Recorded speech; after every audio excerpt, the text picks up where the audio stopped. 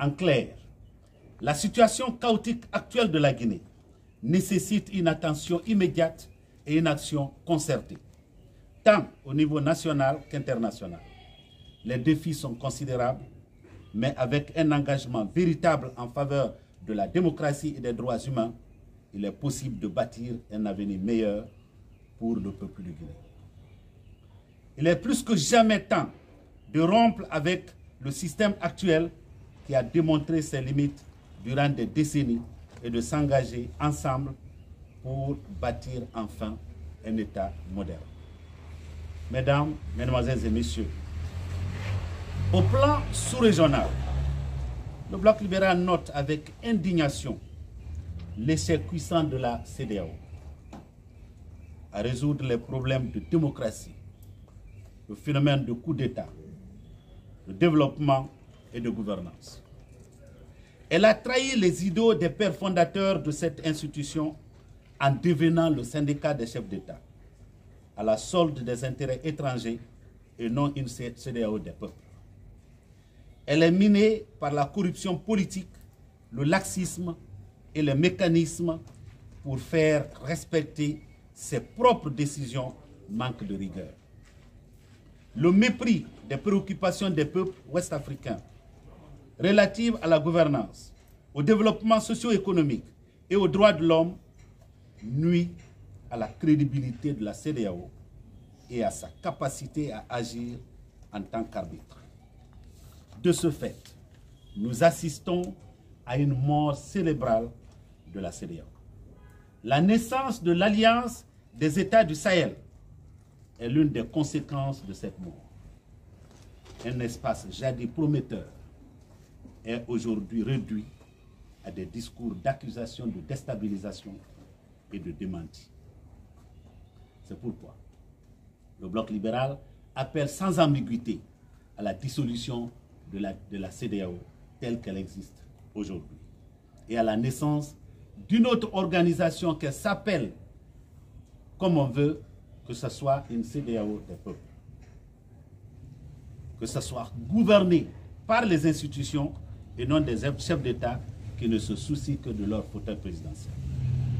Nous exigeons une CEDEAO de l'Union des peuples ouest-africains qui a à cœur le développement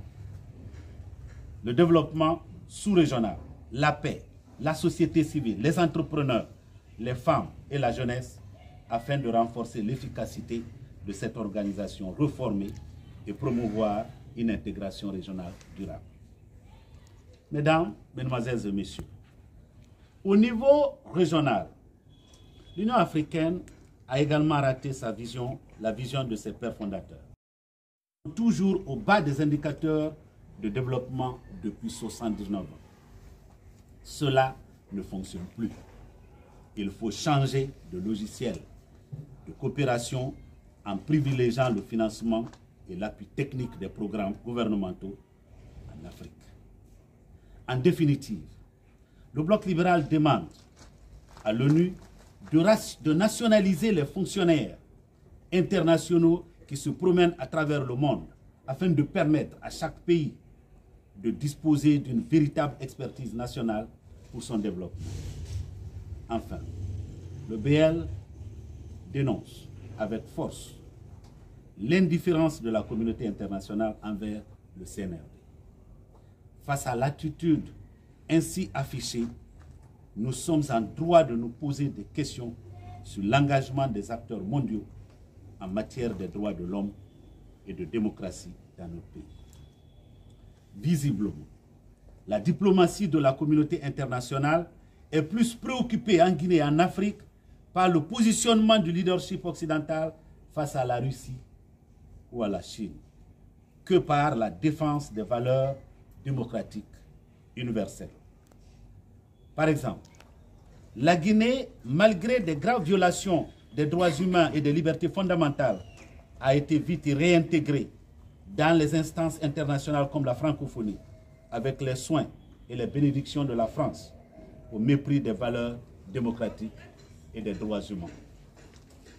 J'invite donc chaque Guinéen à se joindre à nous dans ce voyage.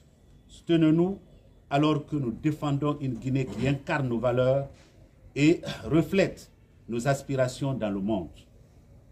Rassemblons-nous avec une passion et un but renouvelé, car le chemin à parcourir est certes difficile, mais la promesse d'une meilleure Guinée vaut tous les efforts.